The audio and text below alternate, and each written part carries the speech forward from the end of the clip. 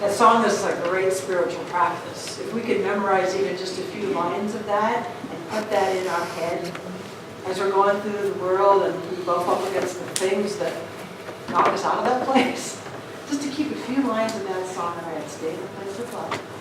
Stay in the place of joy. It'd be a great spiritual practice. Singing in my head is one of the things I do for spiritual practice. So I need to start adding that one. You know, it's for me. You can add it.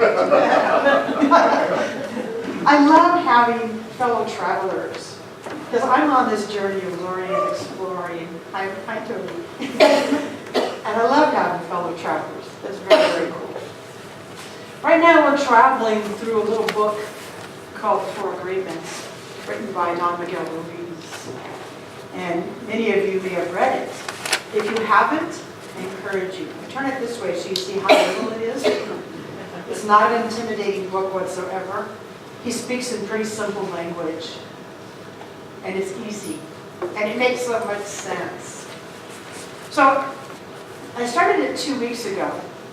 I want to read you something that I didn't read you then. I sort of spoke to it, but I want to read something. This first part is about the Toltec, because this says this is a Toltec wisdom book. He starts out like this. Thousands of years ago, the Toltec were known throughout southern Mexico as women and men of knowledge. Anthropologists have spoken of the Toltec as a nation or a race, but in fact, the Toltec were scientists and artists who formed a society to explore and conserve the spiritual knowledge and practices of the ancient ones. Toltec knowledge arises from the same essential unity of truth of all the sacred esoteric traditions around the world. Though it is not a religion, it honors all of the spiritual masters who have taught on earth.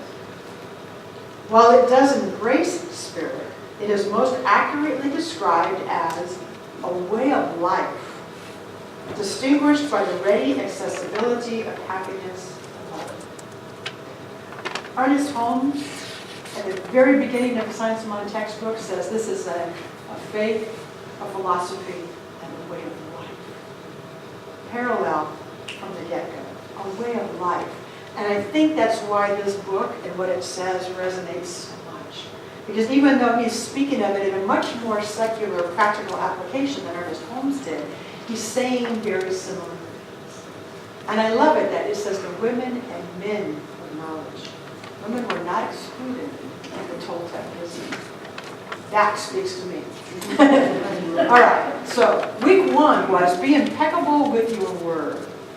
All I'm going to say about that is the parallel for Science of Mind is that Miguel Ruiz says it's our power to create. Well, there you go. Our word is our power to create, not just what's spoken, but our thoughts and our beliefs, exactly in line with what we teach. Don Miguel Ruiz takes it just a little bit further, and he also talks about keeping your word, not doing harm, using your word to do good and not harm. Ernest Holmes doesn't talk about that too much. It's implied, but he is saying, make sure the things that you are saying are not doing harm. Be impeccable with your word for yourself and others. Last week, and if you weren't here last week, I highly recommend that you either watch the YouTube or get the CD. Don't take anything personally. Woo! That's a big one. I think that's a lifetime of learning. Or read the book. Read the chapter in the book, watch the video, whatever. Don't take anything personally. So here's a few others.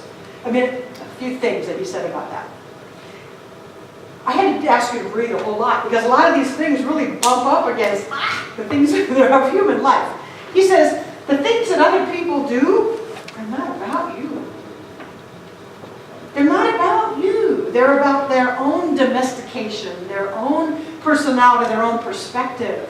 The only way it hurts us is if we agree with it. Wow. Just like Science of Mind, that kind of puts it right back on our responsibility to live a good life. Those things can't hurt us unless we agree with them, and that's exactly what happens.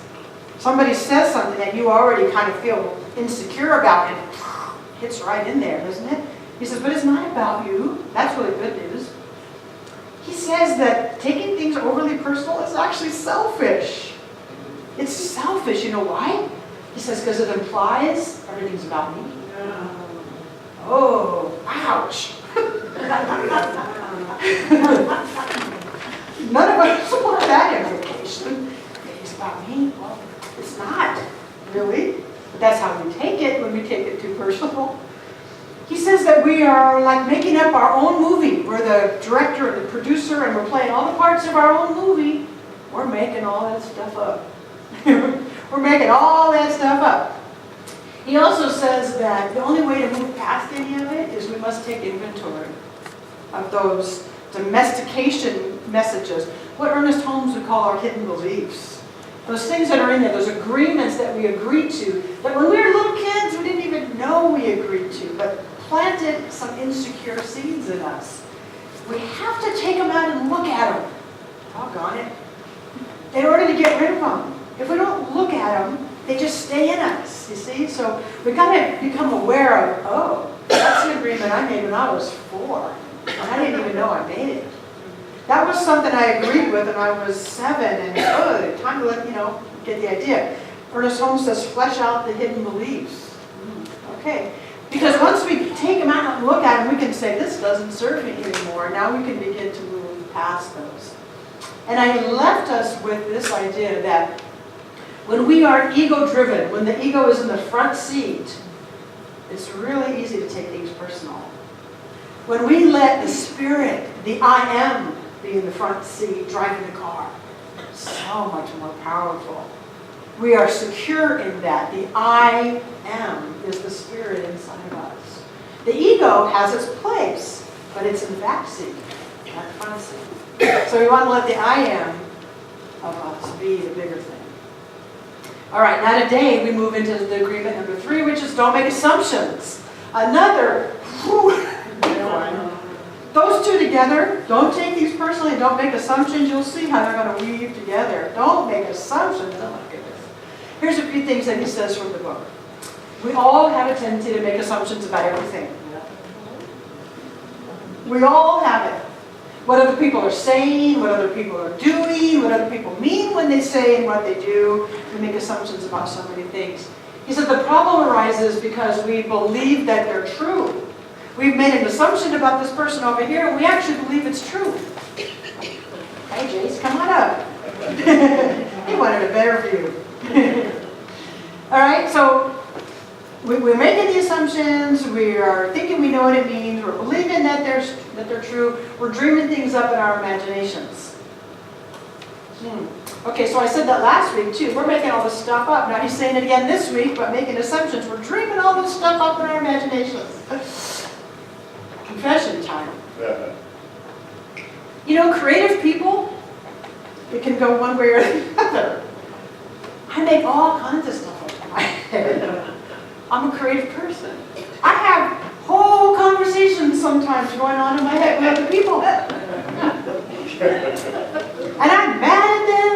How could you say that to me?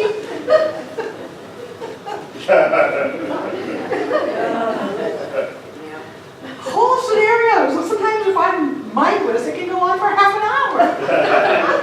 Wow, and I'm convinced that person said this and that and this, and I'm like, wait, Sean, where is all this happening? In my head. Woo! But I'm grateful to catch myself, because there was a time in my life prior to this philosophy that I probably didn't catch myself, and I probably caused all kinds of problems I didn't need to have because I was making these things up in my head. Anyway, so if you find that that happens to you once in a while, maybe you're so enlightened that it never does, the only thing is catch yourself. Wait a minute, say your own name, you're making this stuff up. Because I don't say stuff, I say a 4-letter word that starts with S. You're making all this stuff up. Because it's really all right. Confession over with, all right? I was hoping that maybe some of you would relate with that. We just got to stop ourselves, okay? Because we're not perceiving things the way they are. Most of the time, we're perceiving them the way we are. Okay, so there's work to do. That's all right. We just do whatever work we need to do. Don McGillicuddy talks about how this vicious cycle. So if we've made an assumption, we've probably also taken some